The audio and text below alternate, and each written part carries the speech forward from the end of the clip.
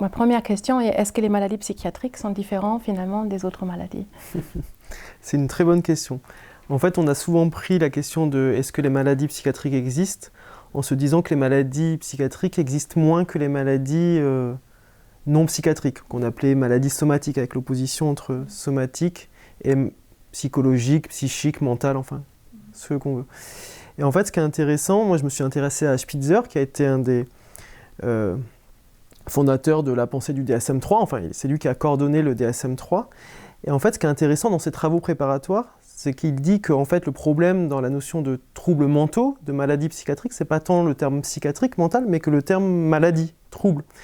Et donc, dans ses travaux préparatoires, il a écrit un article où il a essayé de constituer la première définition opératoire de ce que pourrait être une maladie. Et en fait, ce qu'il met en avant, c'est que les maladies psychiatriques ne sont pas moins des maladies que les maladies non psychiatriques, et que c'est autant difficile de définir les maladies non psychiatriques quand on regarde de près que les maladies psychiatriques. Parce qu'en fait, souvent, on définit les maladies comme un ensemble de symptômes déterminés par une cause sous-jacente. Or, ce qu'on se rend compte, c'est que souvent, les maladies chroniques, désormais, le diabète, les maladies cardiovasculaires, en fait, sont multi-causes, elles sont plurifactorielles.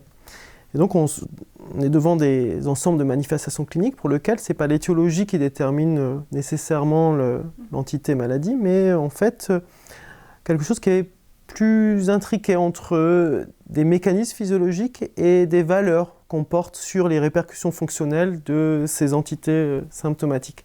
Et en fait, c'est les mêmes processus qui sont à l'œuvre en psychiatrie.